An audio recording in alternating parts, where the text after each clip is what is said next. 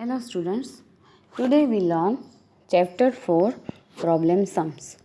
First, the cost of 1 kg of potato is rupees 16. Then what is the cost of 1/2 kg of potato? तो 1/2 is equal to हमने जैसे सीखा था वैसे cross multiply करना है 3 को 2 के साथ और ऊपर का जो 1 है उसको प्लस करना है और नीचे का जो है सेम नंबर वो हम जैसे फोर्थ में सीखा था वैसे ही करेंगे। तो 3 2 ज़ा 6 + 1/2 यानी कि 7/2। तो 1 kg पोटैटो की प्राइस है 16 रुपीज़। तो 7/2 kg की कितनी हुई? तो क्रॉस मल्टीप्लाई करना है 7 × 16 और नीचे 1/2। 2 को 16 से डिवाइड करेंगे तो 8 और 7 8 ज़ा 56 rupees. Second, the cost of 1 kg onion is rupees 20. Then what is the cost of 3/4 kg of onion? तो वैसे ही क्रॉस मल्टीप्लाई करके आंसर आया 15/4। 1 kg की प्राइस है 20 रुपीज़। तो 15/4 kg की प्राइस कितनी होगी? तो वापस हमें क्रॉस मल्टीप्लाई करके 4 को 20 से डिवाइड करना है।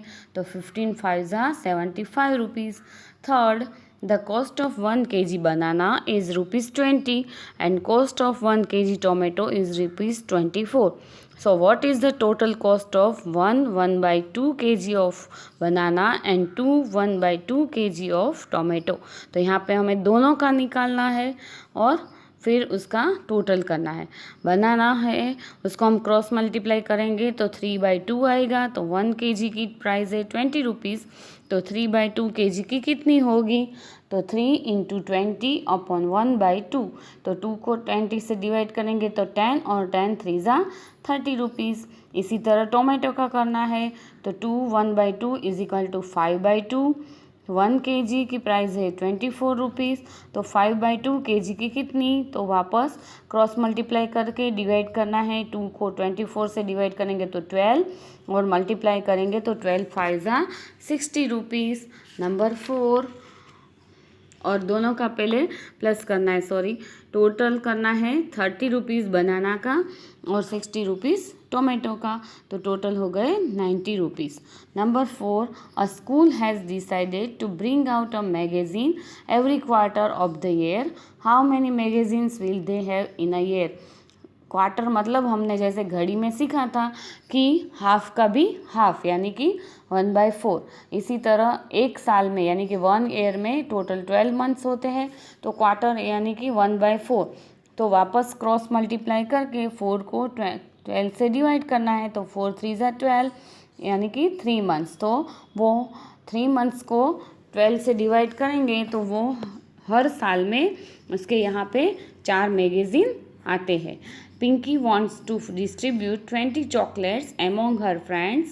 She gave 1/4 of chocolate to Nisha, 1/5 of the chocolate to Disa and 2/5 of the chocolate to Seema. How many shares all of them?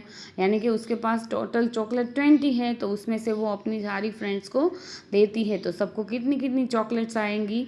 तो सबसे पहले हम निशा का करेंगे। वो निशा को देती है 1/4 तो टोटल चॉकलेट्स 20 और उसको 1/4 से डिवाइड करेंगे तो उसको मिलेंगे 5 चॉकलेट्स। इसी तरह दीसा का करेंगे तो दीसा को वो देती है 1/5 चॉकलेट्स तो 20 को 5 से डिवाइड करेंगे तो 4 चॉकलेट्स। और इसी तरह सीमा को वो देती है 2/5 यानी कि क्रॉस मल्टीप्लाई में 5 4 ज़ा 20 करेंगे और 2 को 4 से मल्टीप्लाई करेंगे तो उसको भी मिलेंगी 8 चॉकलेट्स यानी कि सबको वो डिवाइड करेंगी। Number 6, Ramu have 18 potatoes and 20 tomatoes. He wanted to give these vegetables to his friends. He gave Tinu 1/5 of the tomatoes and 1/3 of the potatoes. Meenu got 2/5 of the tomatoes and 3/6 of the potatoes. Dinu got the left vegetables. How many share of Tinu, Dinu and Meenu? तो वो अपने दोस्तों को बांटता है और जो भी बचता है वो दीनू को देता है। तो हमें पहले टोटल टोमेटोज़ और टोटल पोटैटोज़ का तीनों के लिए करना है।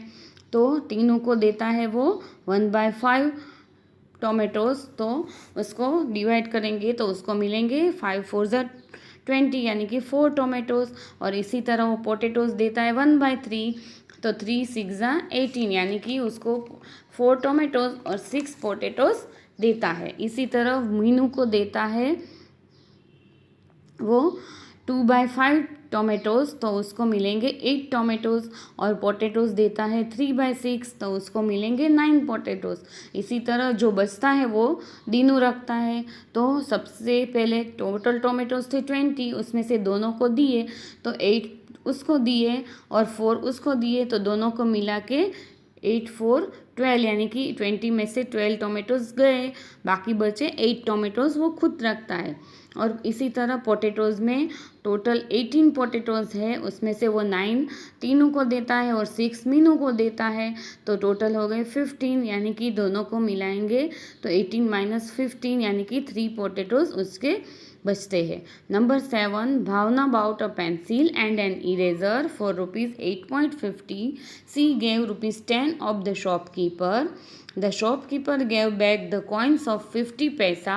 How many coins did she recover? तो वो पेंसिल और इरेजर का देती है 8 रुपीज़ और 50 पैसे। जब वो 10 रुपीज़ देती है तो शॉपकीपर उसको 50 पैसा वापस करता है, वो भी कॉइन के रूप में। तो उसको टोटल कितने कॉइन्स मिलेंगे? तो पहले हम 10 में से 850 की जो उसने खरीदी की उसमें से वो माइनस करेंगे, तो आंसर आएगा 1 रुपीज़ और 50 पैसे।